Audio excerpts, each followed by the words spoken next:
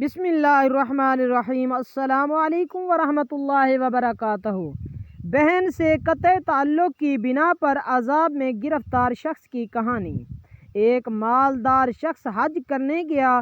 وہاں پر اس نے ایک مشہور زمانہ دیانت دار اور امانت دار آدمی کے پاس عرفہ سے واپسی تک کے لیے 1000 دینار رکھوائے۔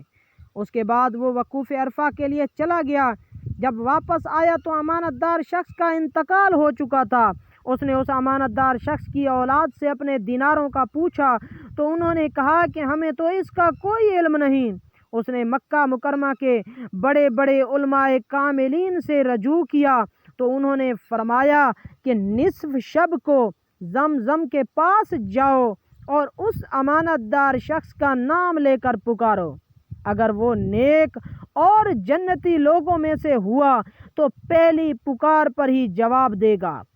اس شخص نے زمزم کے کنارے پر کھڑے ہو کر اس کو آواز دی مگر کوئی جواب نہیں آیا۔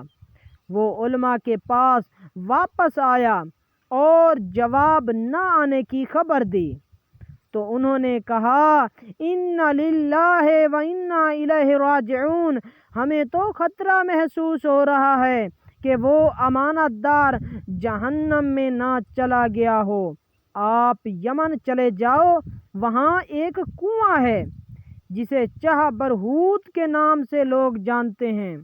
کہا جاتا ہے کہ یہ کنواں جہنم کے منہ پر واقع ہے۔ وہاں جا کر رات کو اس امانت دار کا نام لے کر آواز دو، وہاں پر ضرور جواب مل جائے گا۔ وہ شخص یمن چلا گیا، لوگوں سے پوچھ کر چہ برہوت تک پہنچا۔ رات کو امانت دار کا نام لے کر آواز دی تو اس نے جواب دیا۔ اس شخص نے کہا کہ میری اشرفیاں کہاں ہیں؟ امانت دار نے کہا میں نے انہیں اپنے گھر کی فلاں جگہ پر زمین میں دفنا رکھا ہے کیونکہ میں نے اپنی اولاد کو امانت دار نہ سمجھا، لہذا تم جاؤ اس جگہ کو کھودو، تمہیں تمہاری اشرفیاں مل جائیں گی۔ اس شخص نے کہا یہ تو بتاؤ کہ تم یہاں جہنمیوں کی جگہ کیسے پہنچے جبکہ لوگوں کا گمان تمہارے نیک اور جنتی ہونے کا تھا؟ امانت دار نے کہا میری ایک تنگ دست اور غریب بہن تھی، میں نے اس سے قطع تعلق کیے رکھا، اس پر بھی رحم نہیں کھایا، نہ کبھی صلح رحمی کا خیال کیا، تو اللہ تعالیٰ نے اس کی سزا میں مجھے اس جگہ جہنمیوں کے درمیان پہنچا دیا ہے۔ اللہ اکبر۔ اگر ویڈیو اچھی لگی ہو تو لائک کر دیں، چینل کو سبسکرائب کر دیں۔ ملتے ہیں